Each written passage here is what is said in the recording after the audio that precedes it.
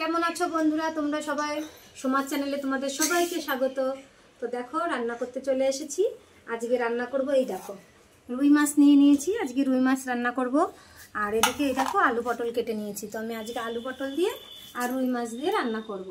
আর এদিকে তো টমেটো কেটে রেখেছি। আর এখানে দেখো পেঁয়াজ কুচি রেখেছি। যাই হোক এগুলো লাগবে আমার রান্না করতে। গরম তো খুব পড়ছে, তো একটু হালকা পাতলা করেই রান্না করব মাছের ঝোলটা। আর এদিকে দেখো উনুন জ্বালিয়ে নিয়েছি। জ্বালিয়ে এই যে কড়াই বসিয়ে দিয়েছি। গরমের মধ্যে বাইরে বসে রান্না করতে কিন্তু খুব ভালো লাগে, তাই এই জন্যে উনুন জ্বালিয়ে দিয়েছি। উনুনে রান্না করব। তো চলো আমি মাছের ঝোল কীভাবে রান্না করি তোমরাও দেখো। চলো আগে মাছ কটা নুন হলুদ মাখিয়ে নিই। আমি লবণ দিয়ে দিচ্ছি, হলুদ দিয়ে দিচ্ছি পরিমাণ মতন।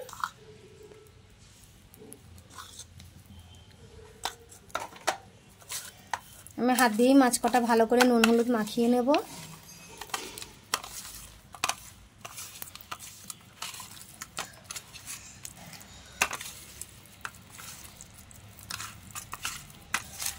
দেখো মাছ কটা নুন হলুদ মাখানো হয়ে গেছে ভালো করে।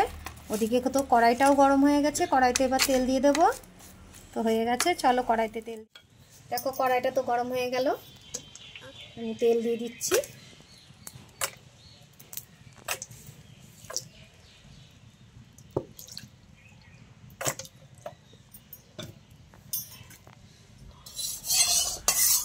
তেলটা তো গরম হয়ে গেছে। আমি লেজা মুড়োগুলো আগে ভেজে নেব।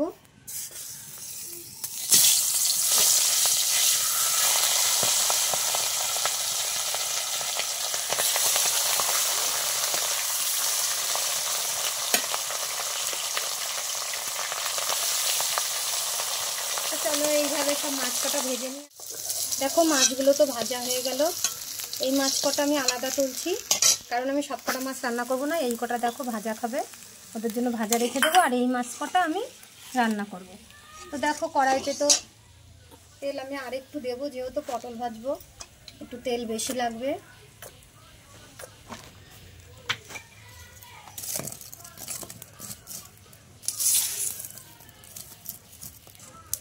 দেখো আমি পটলগুলো তো আগে ভেজে নেব।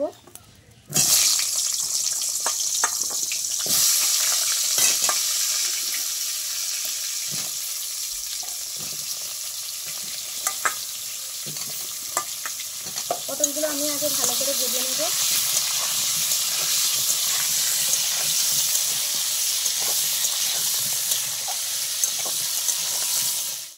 পটলটা তো ভাজা হয়ে গেছে। আমি দেখো পটলটাকে তুলে নেব।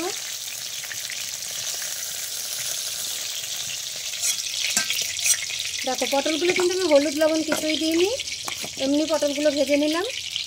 এবারে এই তেলে আমি পুরো তেজপাতা আর গোটা জিরে ফোড়নে দিয়ে দিচ্ছি। আলুটা দেখো ভাজা হয়ে গেছে। এবার আমি পেঁয়াজ কটা দিয়ে দিচ্ছি। এখানে একটা পেঁয়াজ আমি কুচিয়ে রেখেছিলাম ছোট ছোট করে। দেখো পেঁয়াজটাও ভাজা হয়ে গেছে, একটু কালো কালো দেখা যাচ্ছে, যেহেতু আমি ওই যে পটল ভেজেছি তেলটার জন্য। ঝোলের সময় আর অসুবিধা হবে না। তো দেখো আমি একটু টমেটো কেটে রেখেছিলাম, টমেটোটাও দিয়ে দিলাম।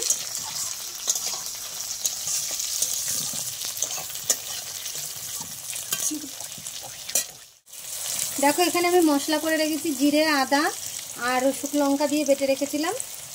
মশলাটা দিয়ে দিচ্ছি।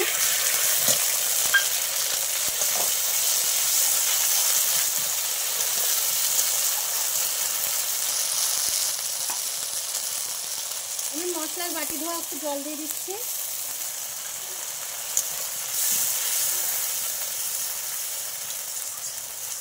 লবণ দিয়ে দিচ্ছি পরিমাণ মতন।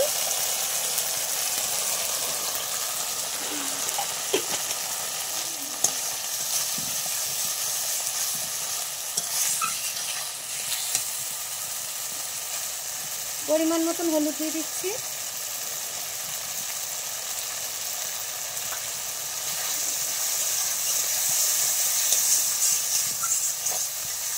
আর একটু মশলাটা কষিয়ে নেব। তো কষানো হয়ে গেছে। এবার আমি যে পটলগুলো ভেজে রেখেছিলাম পটলগুলো দিয়ে দিচ্ছি।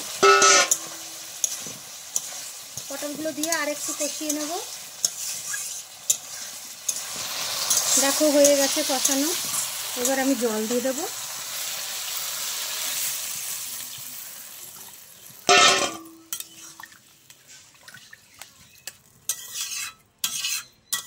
দেখো যতটা আমার দরকার ঝোল আমি সেই পরিমাণ মতন জল দিয়ে দিয়েছি।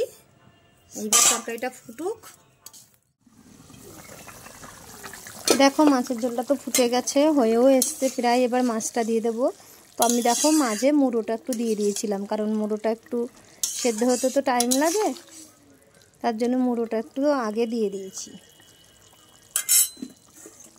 দেখো এই যে মাছগুলো সব দিয়ে দিচ্ছি ঝোলে।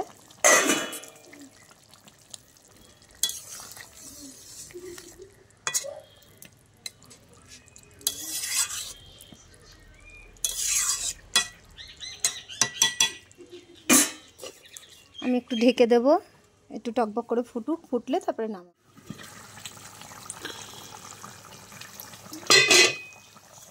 দেখো ঝোলটা হয়ে গেছে।